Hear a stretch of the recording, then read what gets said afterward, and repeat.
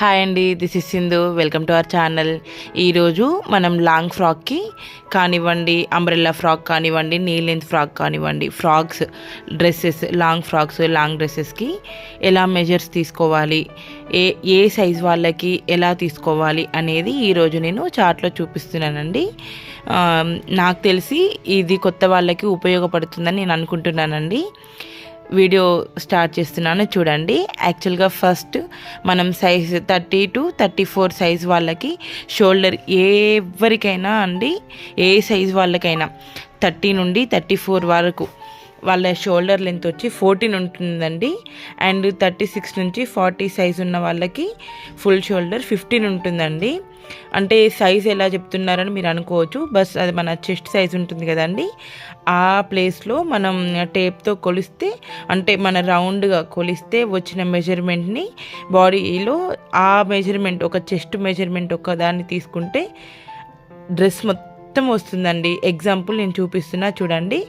ఆ సైజ్ 30 నుండి 34 అయితే షోల్డర్ లెంత్ 14, 36 నుంచి 40 అయితే ఫుల్ షోల్డర్ 15 ఉంటుంది, 42 ఎబోవ్ ఉంటే 16 ఉంటుంది.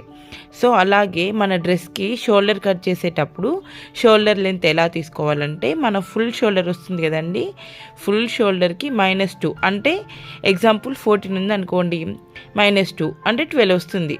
12/2 చేసుకోవాలి అంటే 6. షోల్డర్ లెంత్ వచ్చేసి 6 వచ్చిందండి, మనం షోల్డర్ లెంత్ 6 తీసుకోవాలి. అందులో మీ ఇష్టం, నెక్ వెడల్పుకి ఎంత తీసుకుంటారు, షోల్డర్ లెంత్కి ఎంత తీసుకుంటారు అని. నెక్కి 3, షోల్డర్కి 3 తీసుకుంటే బాగుంటుంది నా ఒపీనియన్. ఆర్మ్ డౌన్ వచ్చేసి షోల్డర్ లెంత్ ఎంతైతే వస్తుందో దానికి 0.5 ఇంచ్ కలుపుకోవాలండి.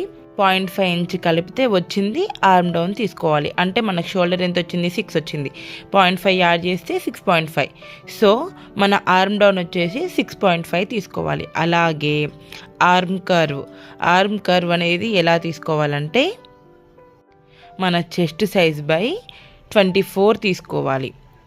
24 చెస్ట్ సైజ్, ఎగ్జాంపుల్ మనం ఎంత అనుకున్నాం, 30 అనుకుందాం. 30 డివైడెడ్ బై 24 చేస్తే మనకు 1.25. Arm down, arm curve, shoulder ఇవి వస్తే మనకు బాడీ కటింగ్ వచ్చినట్లే అండి. కన్ఫామ్గా ఇది మీకు అర్థమైంది అని నేను అనుకుంటున్నాను, యూజ్ అవుద్ది అని అనుకుంటున్నాను. అర్థం కాకపోతే లాంగ్ వీడియోలో చూడండి.